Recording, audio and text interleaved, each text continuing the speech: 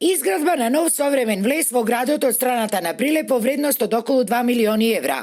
Реконструкција на 7 улици во населбата Недопирливи вредна 500.000 евра. Изградба на заобиколницата Бурса. Рехабилитација на застарените водоводни и канализациони мрежи.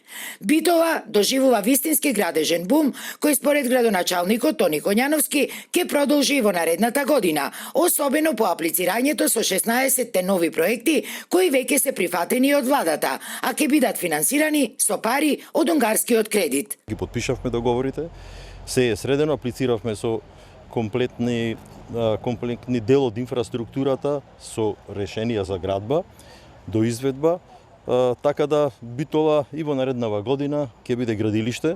Освен нашите проекти кои ги имаме, ќе имаме нови проекти, 13 кажав преку транспорт и врски, 2 имаме преку Министерство за култура, едно преку Министерство за култура, 2 се од делот на спортот. Според проценките, за брзаниот инфраструктурен развој на Битола, до крајот на годинава на општината ќе и донесе вкупно околу 10 милиони евра, што никогаш претходно не било случај.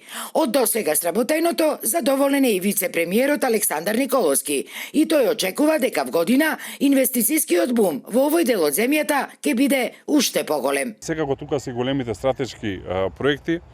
До нова година ја пуштаме првата делница, тоа е Градско Дреново, од експресниот пат Градско Прилеп. До март месец ќе оди Дреново Фариш, а како што најавивме минатата недела, за 3 години очекуваме автопат Прилеп Битола и секако веќе работиме на завршување на проектот на обиколница на Битола и изградба на експресен пат до граничниот премин Меджитлија. Освен ова, вчера премиерот Мицкоски најави и 2 нови странски инвестиции во индустријската зона Жабени крај Битола, вредни 11 милиони евра.